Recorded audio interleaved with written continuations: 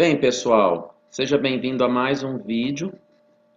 Nesta videoaula, eu vou adiantar para vocês como será feito a nossa prática de campo, que tem o objetivo de calcular a área de um polígono, a área de uma figura de n lados no campo pelo método da dupla distância meridiana.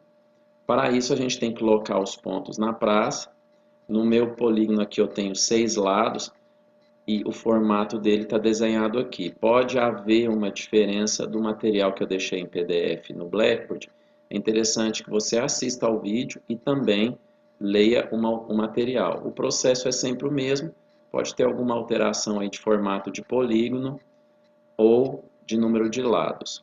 Bom, no campo, primeiramente, a gente vai ter que medir o primeiro azimuth, o azimuth do vértice 1. Isso é fácil, nós já vimos.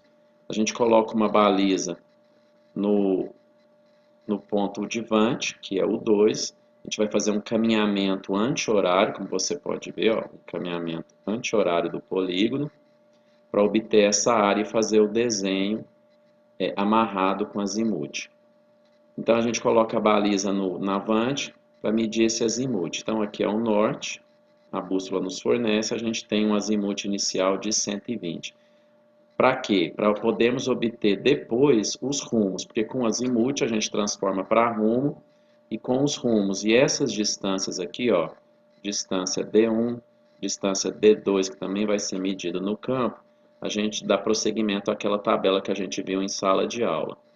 Por que não utilizar a bússola em todos os vértices? Porque a bússola tem uma imprecisão, ela nos fornece apenas o grau e um chute de minutos. Então, é interessante a gente não fazer a bússola, utilizar a bússola em todos os vértices, apenas no ponto de saída aqui, que é o vértice 1.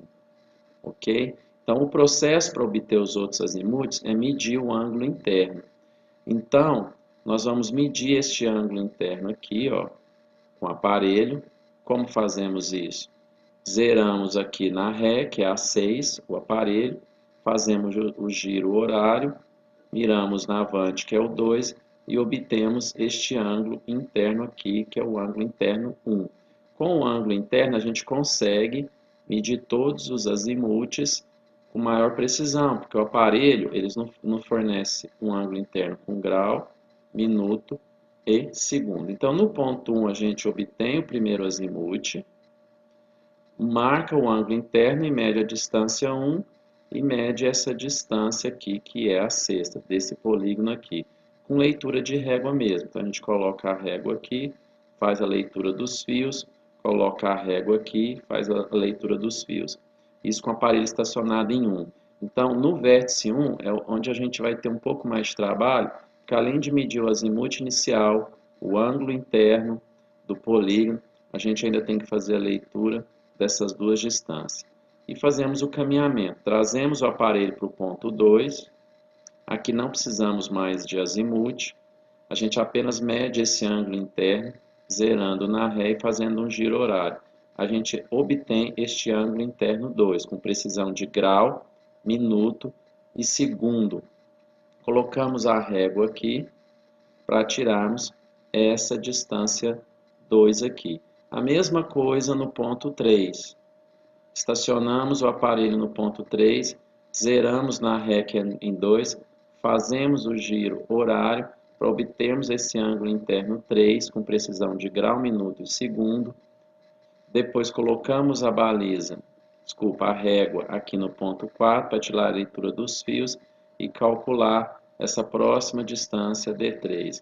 E assim sucessivamente. Estacionamos em 4, zeramos o aparelho na ré, fazemos um giro horário para tirar este ângulo interno aqui, 4. E aí obtemos também essa distância aqui, D4. Como? Colocando uma régua aqui em 5, tirando os fios, a leitura dos fios, jogando na formulinha, tiramos o ângulo zenital da luneta e tiramos esse D4. Mesma coisa no ponto 5.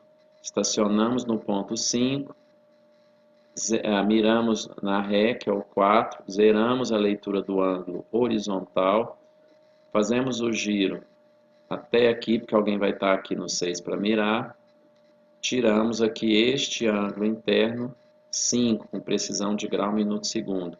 E alguém aqui no ponto 6 vai estar com a régua para tirarmos essa distância 5.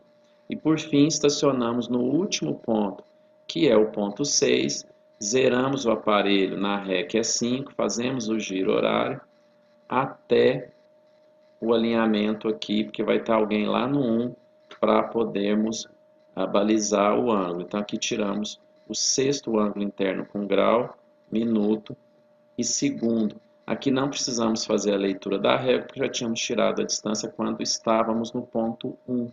Bom, então o que obtemos aqui? Todos os ângulos internos, o primeiro azimute e todas as distâncias dos lados.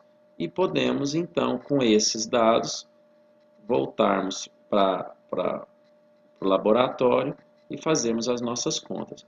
A conta inicial que a gente precisa fazer é tirar esses rumos, mas para isso a gente precisa dos azimuth, porque com azimuth a gente transforma para rumo. Lembrando que com as distâncias e com os rumos a gente dá prosseguimento naquela tabela feita em sala. Então, mas como tiramos esses outros azimuth? Através dos ângulos internos. É uma continha que eu expliquei em sala, simples, está no material. Você sempre vai pegar, para calcularmos o azimuth de Vant, é sempre o azimuth de Ré mais o ângulo interno. Aí a gente tem o azimuth de Vant. A gente vai tirando todos os azimuths aqui. Eu vou explicar isso melhor em sala de aula, só que essa formulinha aqui tem uma conta. Se isso aqui der mais que 180, você subtrai 180. Se isso aqui der menos que 180, você soma 180. Se isso aqui der mais que 540, daí você subtrai 540. Assim você vai achando todos os azimuths de todos os pontos através do ângulo interno, porque o aparelho nos fornece ângulo interno. Isso chama levantamento por caminhamento por ângulo interno. A gente consegue tirar azimuth fazendo as leituras dos ângulos internos. Tendo os azimuth, achamos os rumos, já obtemos as distâncias, os lados do polígono. Com isso calculamos a área, desenhamos o polígono, achamos as coordenadas, tudo que foi feito em sala de aula. Bom, então com as aulas, mais com vídeo e mais com o material que eu deixei em PDF, faça a leitura minuciosa do material, não vai ter problema, vai dar bom lá no dia da nossa avaliaçãozinha.